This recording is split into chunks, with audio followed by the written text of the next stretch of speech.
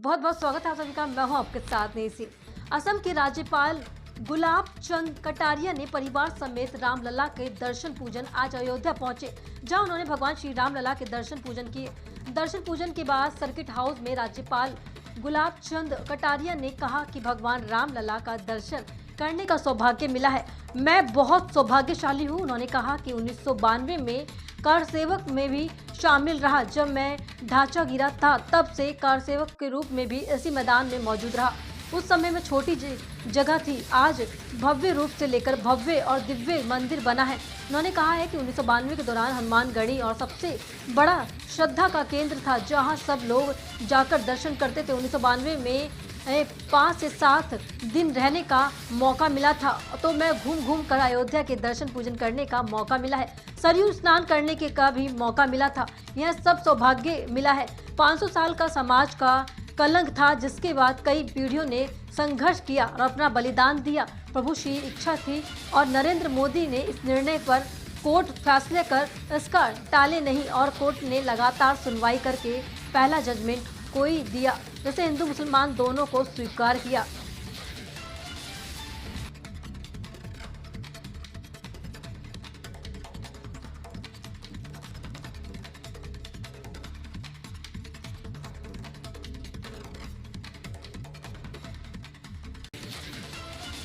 रामलला की इस मूर्ति की स्थापना के बाद, प्राण प्रतिष्ठा के बाद मेरे को पहली बार आने का मौका मिला।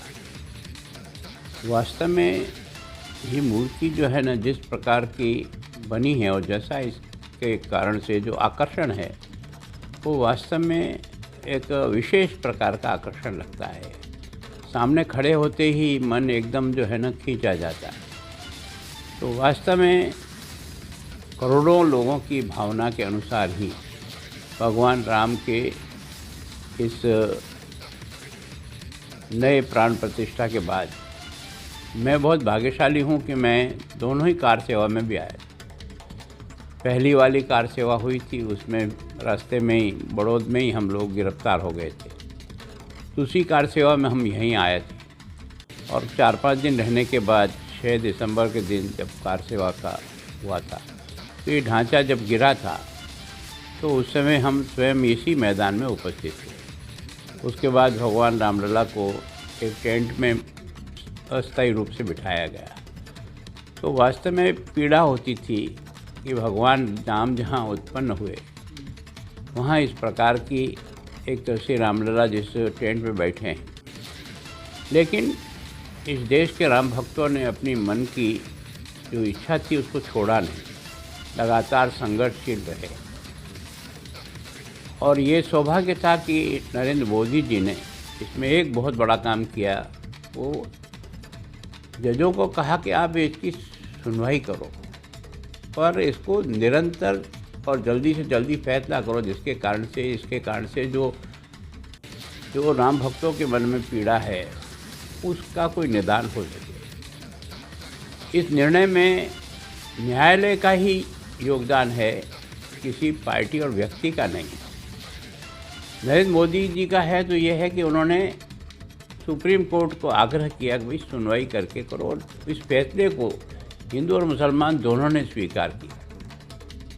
और तब से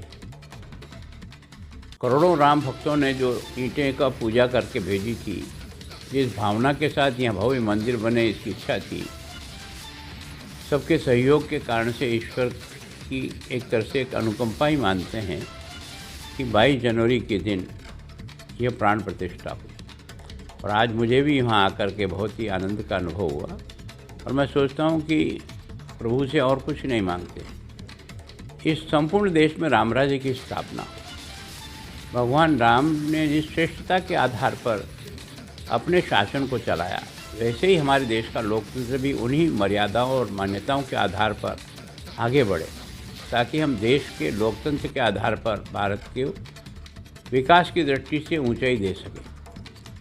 फिर ये जो उस समय भी हम आए थे, तो ये हनुमानगढ़ी का जो भगवान बजरंगबली का जो है, यही एकमात्र स्थान था। जब भी आते थे तो पहले इसकी सीढ़ियाँ चढ़ के दर्शन करने ही जाते थे, एकमात्र स्थान था। तो वास्तव में हनुमान जी राम के भक्त थे। ये इस मंदिर की स्थापना में भी उन्हीं हनुमान जी का सबसे बड़ा योगदान रहा। जब पहली कार सेवा के समय गोलियां चली थी, लोगों की मौत हुई थी, उस समय भी लोगों की सुरक्षा के लिए यही मंदिर प्रांगण जो है ना, कई लोगों को जान बचा सका।